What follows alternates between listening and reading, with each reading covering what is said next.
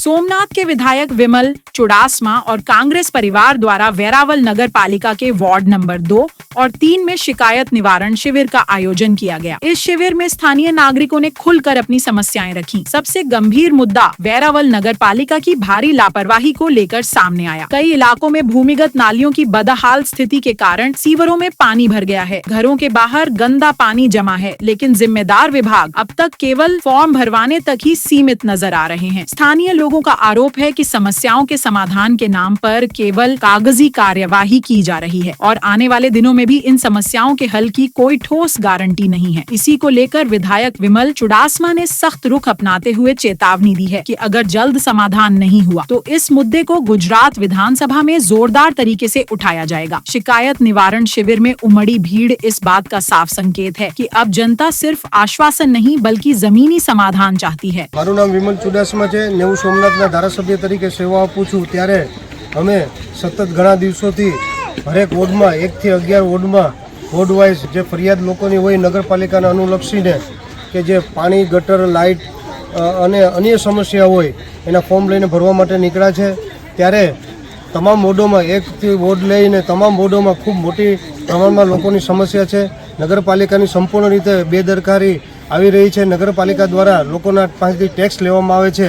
વેરાવળ પાટણ ભીડિયા નગરપાલિકા દ્વારા લોકો પાસેથી ટેક્સ લેવામાં આવે છે, પણ જરાય કામગીરી કરવામાં નથી આવતી। લોકોના ટેક્સના રૂપિયા જે છે એ એક ખોટી જગ્યાએ વાપરવામાં આવે છે, ભ્રષ્ટાચાર કરવામાં આવે છે। ત્યારે આજ મેં રોજ જોયું ત્યારે લોકોએ મને કીધું કે તમે અહીંયા આવ્યા છો, રૂબરૂ ફોર્મ ભરો છો તો રૂબરૂ જોઉં ત્યારે મને લોકો દ્વારા બતાડવામાં આવ્યું ત્યારે મોટે પાયા ગટરોના પાણી રોડ રસ્તા ઉપર છે। અહીંયા પાછળ તમે જોઈ શકો છો તો અહીંયા તો ઓછામાં 3 કે 4 વીઘા જે લોકો આજુબાજુ રહે છે વચ્ચોવચ્ચ ત્યાં ગટરનું પાણી ભરાયેલું છે અને રોડ રસ્તા ઉપર ગટરનું પાણી ભરાયેલું છે। ત્યારે ખૂબ રોગચાળો એ ફાટી નીકળ્યો છે અને લોકોની સમસ્યા પણ ખૂબ ખરાબ છે।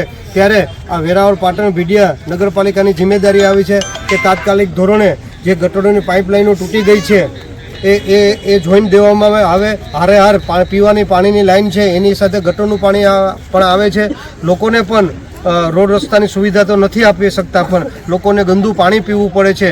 ત્યારે મેં પોતે એક ધારાસભ્ય તરીકે મુલાકાત લીધી છે અને તમામ લોકોને આ ફોર્મ ભરવાનું કીધું છે। ત્યારે કંઈક ગેસની લાઇનનું પણ કામ ચાલતું હતું, એના દ્વારા પણ ખૂબ નુકસાન કરવામાં આવ્યું છે। ત્યારે રોડ રસ્તા તો જોવા નથી મળતા, પણ ખૂબ ગટરોનું પાણી ચારેકોર ફેલાયેલું છે, 3 વીઘામાં ફેલાયેલું છે। પાણી સાથે પણ મળેલું છે। ત્યારે આજ લોકોને ગંદુ પાણી પીવું પડે છે। ત્યારે આ તમામ સમસ્યા લઈ અને હું નગરપાલિકામાં જવાનું છે। નગરપાલિકા દ્વારા વેરાવળ પાટણ ભીડિયા નગરપાલિકા દ્વારા નહીં કરવામાં આવે તો આ રિજનલ કમિશનર પાસે રજૂઆત કરવાની જરૂર પડે તો કમિશનર પાસે રજૂઆત કરવાની છે। છતાં પણ આ પ્રશ્ન નું સોલ્યુશન આવે તો 16 તારીખનો રોજ વિધાનસભા શરૂ થવાની છે। ત્યારે વિધાનસભાના ફ્લોર ઉપર આ પોટલા લઈને જવાનું છે, જેને એ લોકોની સમસ્યાનું સમાધાન આવે એનું 100% પ્રયત્ન કરીશું।